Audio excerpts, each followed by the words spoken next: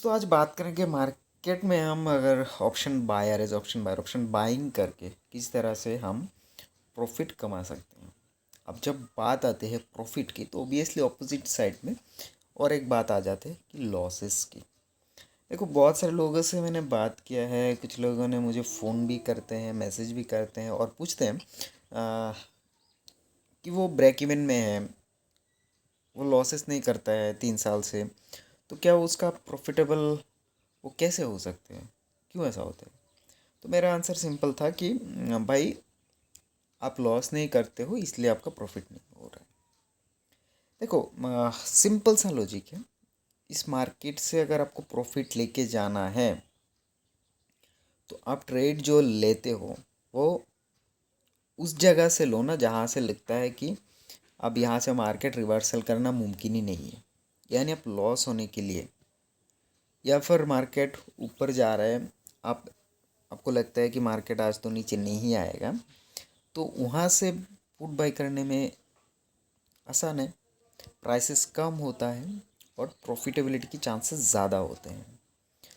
और सबसे मूल बात है कि लोग ओटीएम में विश्वास नहीं करते हैं, बट मेरा जो भी ट्रेड्स है ओटीएम में होता है और इंट्राडे के अंदर ही क्लोज करता हूँ मैं ओटीएम को।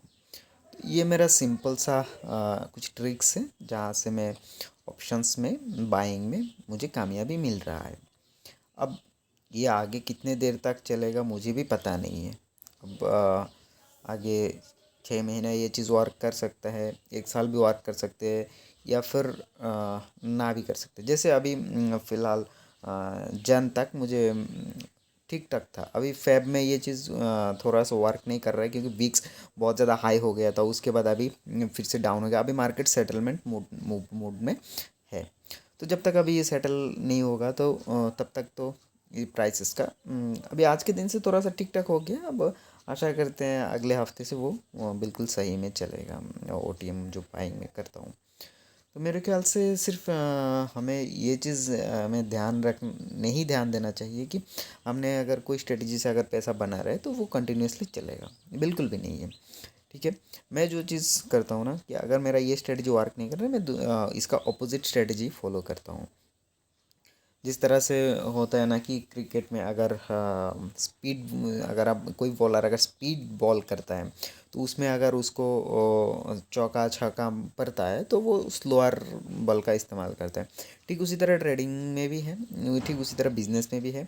अगर आप विंटर सीजन में जैसे होता है ना, गर्मी की सेशन में एसी बिकेगा लेकिन फ्रीज बिकेगा, लेकिन हीटर आप नहीं खरीदोगे। तो अगर आपका हीटर का दुकान है तो आप ये नहीं बोल सकते कि मेरा हीटर सेल नहीं हो रहा है। ठीक है ना। तो अगर आपको सेल करना ही है तो आप एसी लेके आओ या फिर आप चुपचाप बैठे रहो, दोनों में से एक ही काम कर सकते हो। ठीक उसी तरह ट्रेडिंग में अगर कोई स्ट्रेटेजी लगातार वर्क नहीं करेगा, ठीक है, डेली वर्क नहीं करेगा, अगर 10-15 दिन वर्क कर लिया, फिर अगर 1-2 दिन वो लॉस कर रहा है, हो सकता है वो अभी 2-3 दिन और लॉस करेगा। या तो आप पीछे हटो, ठीक है, जब तक वो चीज़ वर्क नहीं करते आप बैक साइड में आके देखो कि फिर से कब से वो वर्क कर रहा है, तो वापस आप वहाँ से एंट्री करो। नहीं तो आप दूसरा स्ट्रेटजी देखो या तीसरा स्ट्रेटजी देखो। तो जिस तरह से मैं ये एक चीज़ में मैं एग्री नहीं हूँ कि अगर हम एक ही स्ट्रेटजी पर कर लिया और ज़िंदगी भर में कामयाब हो जाऊँगा, तो ये बिल्कुल भी नहीं है क्योंकि मार्केट मार्केट रैंडम है।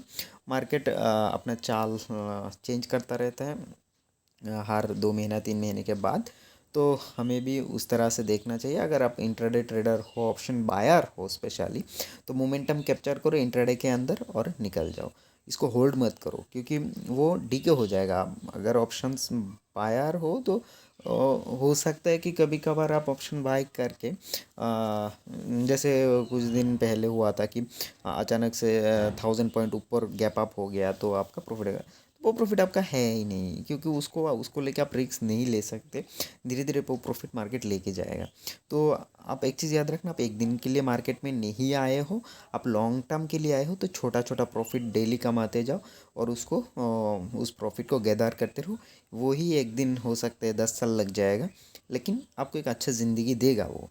लेकिन आप लाख के ऊपर रह जाओगे, एक दिन अचानक से बड़ा प्रॉफिट आ जाएगा और लगातार डेली बेसिस पे आप लॉसेस पे लॉसेस करते रहोगे, तो आप कभी भी अच्छा ट्रेडर नहीं बनोगे। तो ये कुछ सजेशन था। अगर ऐसे सजेशन पसंद आया है आपको, तो कमेंट करके बताना कि वी वांट मोर सजेशन। ठीक है, तो मैं दूसरा वीडियो लेके आऊँगा। So thank you everyone.